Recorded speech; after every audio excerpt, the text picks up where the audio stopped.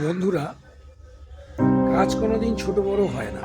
এই যে আমি এখন গাড়ি মুছছি, ঠিক আছে, এক ওপর থেকে চুল ময়লা কত কিছু ফেলছে, আমি একবার ধুয়ে দিই। তো তাও ওপর থেকে বিল্ডিংয়ে যারা থাকে ময়লাগুলো ফেলে। যাই হোক, তো কাজ কোনোদিন ছোট বড় নেই। একবার পরিষ্কার করেছি, আবার পরিষ্কার করতে হচ্ছে, কোনো অসুবিধা নেই। কেন, আজ আমাদের কর্ম করে খেতে হবে। এই যে মুছছি, আমি একবার মুছেছি, তারপর আবার ধুলো ভর্তি হয়ে গেছে। যখন আমার অ্যাক্সিডেন্ট হয়, পাকা তো 2 বছর কিছুই করিনি। যমুনা আমাকে চালিয়েছে, ঠিক আছে।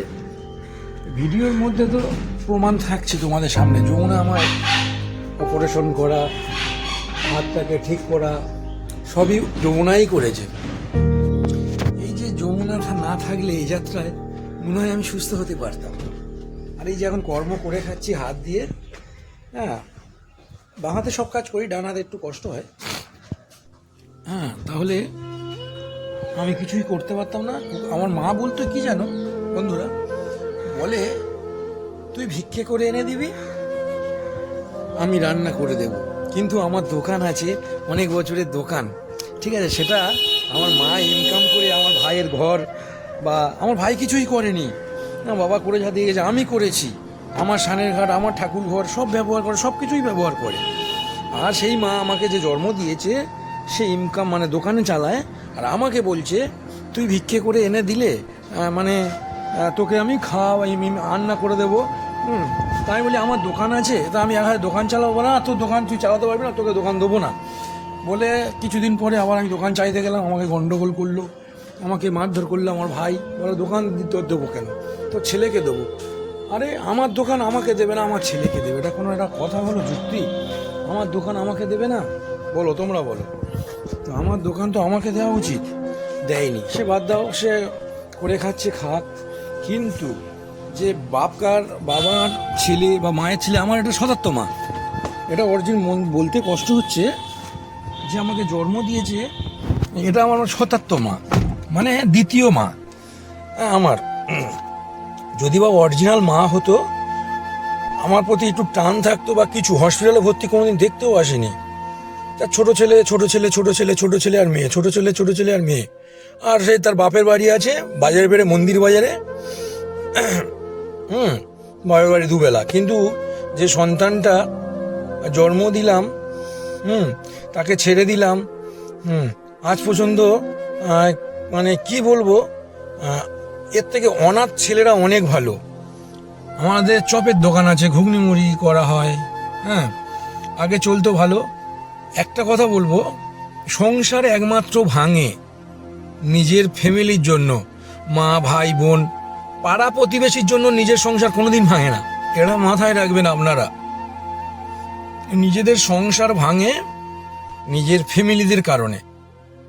আমি সারা জীবন বলে যাব, আমার সংসার ভেঙেছে আমার মা জন্য, আমার ফ্যামিলির জন্য আমার সংসারটা ভেঙেছে। নাহলে আমার 15-16 বছরের সংসার ভাঙতো না, ঠিক আছে। প্রথম থেকে অত্যাচার, দেখো যে যেমন পাপ করবে তার সেমন ভুগতে হবে। আমার মা পাপ করলে আমার মাকে ভুগতে হবে, আর আমি পাপ করলে আমাকে ভুগতে হবে। কেউ কারোর পাপের ভাগ নেবে না।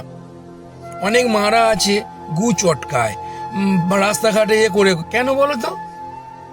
তাদের পাপ কোনোদিন বাপকে ছাড়বে না।